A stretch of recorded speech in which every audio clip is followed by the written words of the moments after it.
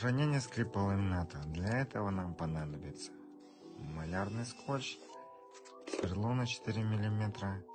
Делаем отверстие, заливаем 96 клей, снимаем малярную ленту, продавливаем,